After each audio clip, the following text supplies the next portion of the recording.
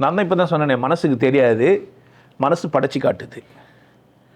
10 பேரில் ஒருத்தர் பிடிக்கிறது யதார்த்தமாக தெரியுதுல்ல. கனவும் அப்படி தான். கனவு நீங்கள்லாம் டிசைன் பண்ண முடியாது. நீங்கள் கெட்டிக்காரனாக இருந்தால் கனவையும் டிசைட் பண்ணலாம்.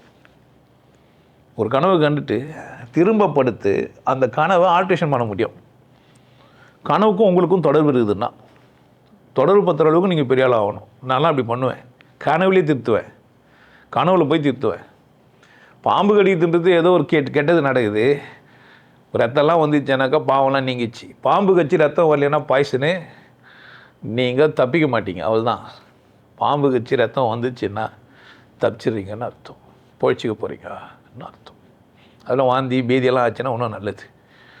கக்காலாம் நிறைய வந்தேன்னா பணக்காரனாக போகிறீங்கன்னு அர்த்தம், சொல்ல முடியாத வசதி வரப்போகுதுன்னு அர்த்தம். ஸோ மறைமுகமாக பேசுறது. கடவுள் பேசலை, உன் மனமே தான். கடவுள் ஒன்று நினச்சிக்கூடாது. கடவுள் நம்ம கூட இருக்கிறாரு, நம்மளுக்கு வந்து நைட்லாம் தூங்கினாக்கா பக்கத்தில் உட்காந்து பேசிக்கிறாரு, தொன்னு நினச்சின்னு போகிறீங்க. அந்த வெள்ளம் கடவுள் பண்ண மாட்டார். அது மாதிரி அவ்வளோ கீர்த்தனமான ஆள். ஆமாம், அவ்வளோ அல்பமாக பக்கத்தில் உட்காந்து உனக்கு அமைச்சுன்னு மொத்த மிஷினும் உங்ககிட்ட தான். இப்போ ஒரு ஏஏ என்னென்னவோ பண்ணுதில்ல, அப்போல்லாம் எல்லா மெசேஜ் என்ன தான் இது உங்களை தான். நீ சிந்திக்கிற விதத்துக்கு ஏற்ற மாதிரி தான் லிங்க் ஆகுவேன்.